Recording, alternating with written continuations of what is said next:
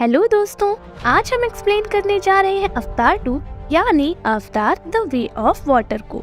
अगर आपने अवतार 1 नहीं देखी है तो इस वीडियो के डिस्क्रिप्शन में मैंने लिंक दिया है, वहां से आप देख सकते हैं। तो चलिए बिना टाइम वेस्ट किए अवतार 2 की कहानी को जानते हैं। दोस्तों, फिल्म शुरू होती है उसी पेंडोरा ग्रह से जहां पर अवतार 1 खत्म हुआ था। अवतार 1 के एंड में हमने देखा था कि जेक सुली और नेतरी ने मिलकर पृथ्वीवासियों को हराकर उन्हें वापस अर्थ पर लौटने पर मजबूर कर दिया था। अब पेंडोरा पर अर्थ के सिर्फ वही लोग रुके थे जो पेंडोरा को बर्बाद नहीं होने देना चाहते थे। पेंडोरा पर रुकने वाले लोगों में स्पाइडर नाम का एक बच्चा भी रहता था। ये बच्चा असल में अवतार 1 के विलियम माइल्स क्वारेट का बेटा होता है, लेकिन ये काफी ज्यादा छोटा रहता है, इसीलिए इसे अर्थ पर नहीं भेजा जाता और जेक सुली इसे अपने बेटे के रूप में अडॉप्ट कर लेता है। दोस्तों, यहाँ जेक को किरी नाम की एक बच्ची भी मिलती है जो असल में डॉक्टर ग्रेस ऑगस्टीन ही होती है। दरअसल मूवी के फर्स्ट पार्ट में डॉक्टर ग्रेस मर गई थी, लेकिन कुछ मिरेकल सर्कमस्टेंसेस की वजह से अब वह एज अ अवतार जन्म ले चुकी है। मूवी में जेक और नेतरी के असल में 2 बच्चे दिखाए जाते हैं। जेक और नेतरी के 2 बेटे हैं। जैक अपने बड़े बेटे का नाम नित्यम और छोटे का नाम लोआक रखता है। जेक की एक बेटी भी है जिसका नाम टुक है। जेक और नेतरी अपने बच्चों के साथ खुशहाल जीवन बिता रहे होते हैं, लेकिन एक दिन अचानक जेक को आसमान में से एक तेज रोशनी आती हुई दिखाई देती है। ये रोशनी किसी और चीज की नहीं बल्कि स्पेसशिप की होती है। इसका मतलब साफ था कि अर्थ के लोग एक बार फिर से पेंडोरा पर अपना अधिकार जमाने के लिए आ रहे थे। इस बार उनकी तैयारी बहुत ही ज्यादा एडवांस होती है।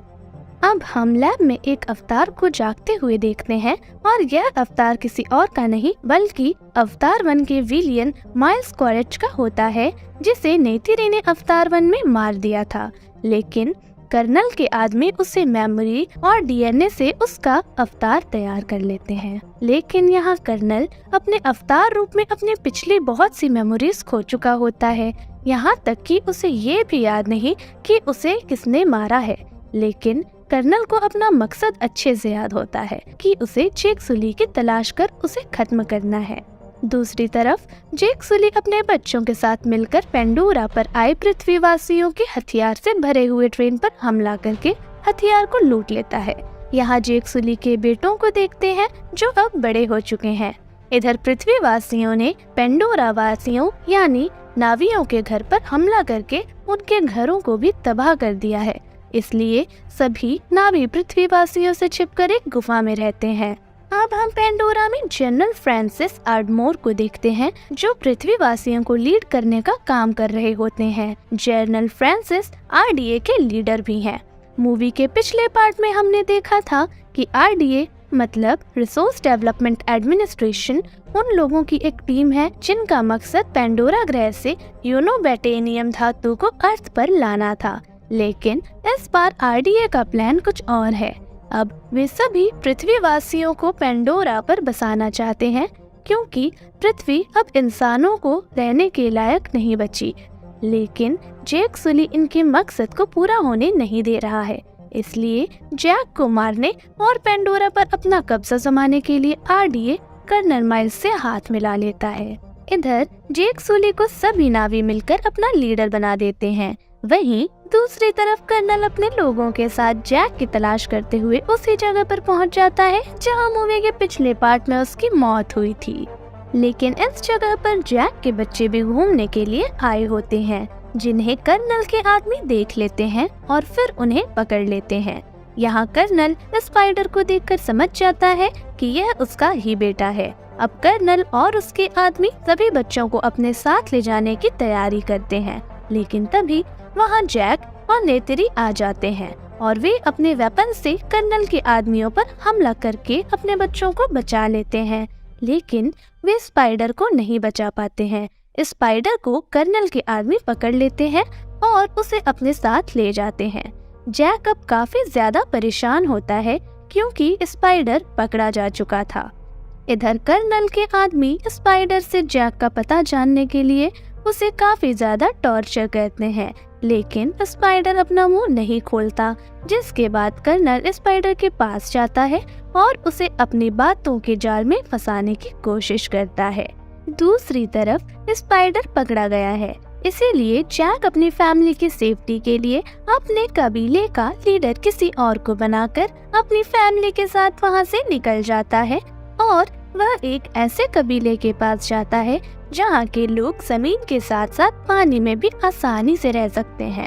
जैक इस कबीले के लीडर टोनोवारी से यह रिक्वेस्ट करता है कि वह जैक और उसकी फैमिली को अपने कबीले वासियों के साथ रहने की इजाजत दे।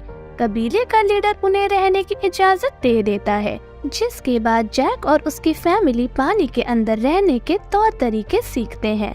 वह सी क्रिएचर्स की सवारी करना, पानी में तैरना, सांस रोकना जैसी तमाम चीजें सीखते हैं।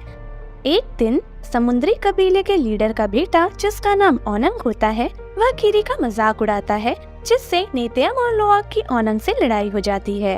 अगले दिन जैक के कहने पर लोआक ओनंग से माफी मांगता है, लेकिन ओनंग भी अभी लोआक से बहुत नाराज होता है।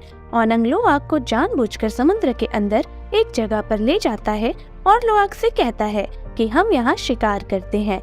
जिसके बाद लोआक जैसे ही वहाँ शिकार करने जाता है, ओनंग वहाँ से भाग जाता है। अब समुद्र में लोआक के पीछे एक बड़ी सी मछली पड़ जाती है। वह जैसे ही लोआक पर अटैक करने वाली होती है, तभी एक बड़ी सी वेल आकर लोआक को बचा लेती है और फिर वह वेल लोआक को कबीले वालों के पास पहुंचा देती है।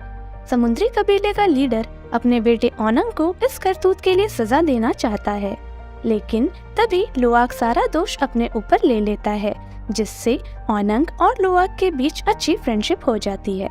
अगले दिन लोआक अपने सभी साथियों को बताता है कि उसकी जान जिस समुद्री क्रिएचर ने बचाई है, उसका एक फिन कटा हुआ है। तब ओनंग की बहन सीरिया लोआक को बताती है कि उस समुद्री क्रिएचर को तुलकुन कहा जाता है और जिस तुलकुन ने लोआक को बचाया है उसका नाम पाइकान है। कबीले वाले पाइकान को हिंसक मानते हैं क्योंकि उनका मानना है कि पाइकान ने कईयों की जान ली है। यहाँ लोआक को सीरिया की बात पर यकीन नहीं होता, इसीलिए वह सीधे पाइकान के पास जाता है और उससे सच पूछता है। जिसके बाद पाइकान लोआक को लेकर समुद्र के अंदर जाती है। इधर कर्नल एक बड़ा सा शिप लेकर जैक की खोज करते हुए समुद्री कबीले के पास पहुंच जाता है, अपने मारता पीटता है और फिर उनके घरों को आग लगा देता है। लेकिन इसके बाद भी जब कबीले वाले जैक के बारे में उसे नहीं बताते हैं, तब वह तुलकुन का शिकार करने की सोचता है। उसे लगता है कि ऐसा करने से कबीले वाले उसकी ताकत के डर से उसे जैक का पता बता देंगे।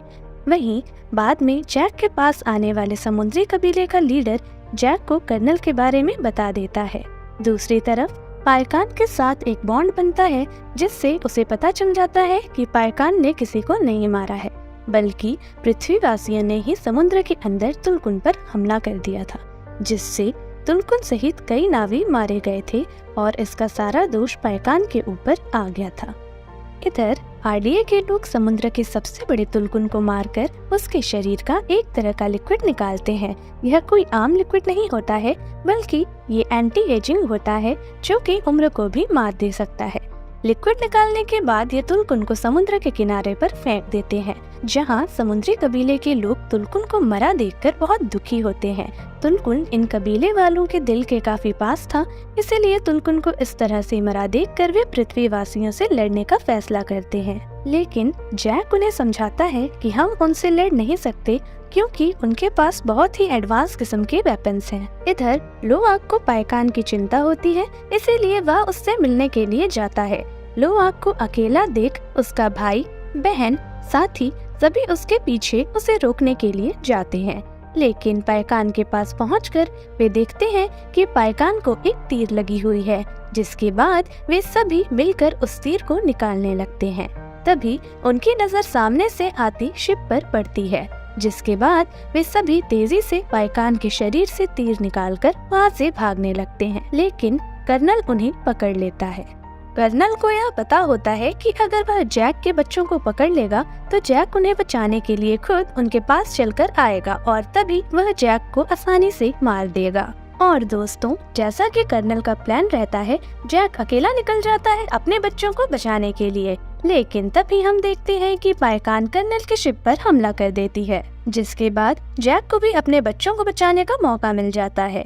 इधर नेतिरी और बाकी कबीले के लोग भी वहां पहुंच जाते हैं और सब मिलकर कर्नल के आदमियों से लड़ते हैं। इस दौरान जैक और नेतिरी बाकी बच्चों को तो बचा लेते हैं, लेकिन इस लड़ाई में लोआग के बड़े भाई नेतेयम की मौत हो जाती है, जिससे जैक काफी ज्यादा गुस्से में आ जाता है और नेतिरी भी इस बात से काफी नाराज हो जाती है। इसीलिए अब वे दोनों शिप पर पहुंचते हैं और कर्नल के आदमियों को चुन चुन कर मारते हैं। वहीं दूसरी तरफ पाइकान के हमले से डैमेज हो चुकी शिप अब डूबना शुरू कर देती है, लेकिन कर्नल को पानी में सरवाइव करने नहीं आता था, इसीलिए वह पानी में डूबने लगता है और इसी का फायदा उठाकर जैक उसे पानी में मार डालता है। जिसके बाद किसी तरह जैक और उसका परिवार पानी से निकलकर सतह पर आते हैं। थोड़ी देर बाद कर्नल के पास उसका बेटा स्पाइडर आता है, जो उसे पानी से बाहर निकालता है और यहाँ हमें पता चलता है कि जैक ने कर्नल को जान से नहीं मारा था, बल्कि उसने कर्नल को सिर्फ बेहोश किया था। वैसे दोस्तों, स्पाइडर कर्नल को पसंद नहीं करता था, लेकिन फिर भी कर्नल उसका पिता था, इसीलिए स्पाइडर उसे बचा लेता है। मूवी के अंत में हम देखते हैं कि जैक और नेतिरी अपने बेटे नेतेयम को एवा देवी को सौंप देते हैं, जिसके साथ ही ये मूवी दी एंड हो जाती है। दोस्तों, कर्नल अभी भी जिंदा है। ऐसे में हो सकता है कि अवतार 3 में वही विलन बने और एक बार फिर से सामने आए।